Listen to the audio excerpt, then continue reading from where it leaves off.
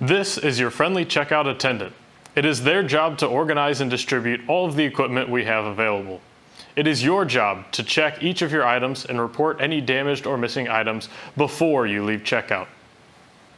The school can apply academic penalties or fines for any lost or damaged equipment, so make sure that you take care of this equipment and make sure you check through the case so that way you're not being held liable for somebody else's lost or damaged equipment.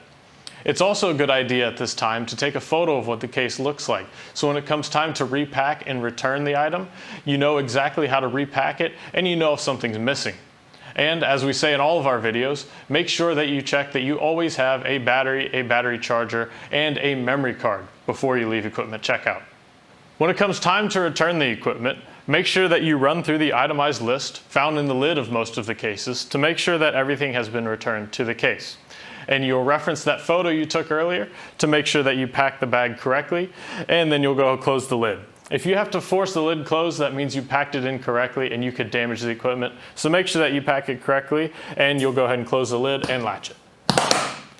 When you return your equipment to equipment checkout, do not leave your equipment there in a hurry on your way to class. And absolutely do not leave your equipment unattended outside the checkout door. If you miss checkout hours to return your equipment, you have to contact the equipment checkout email and schedule a new time to drop off your equipment. Absolutely do not leave it unattended in the hallway for anybody to come and grab. What you should do is return it to your friendly checkout attendant and run through all of the equipment to make sure that everything is there, make sure you communicate with them, and then you can go on your way.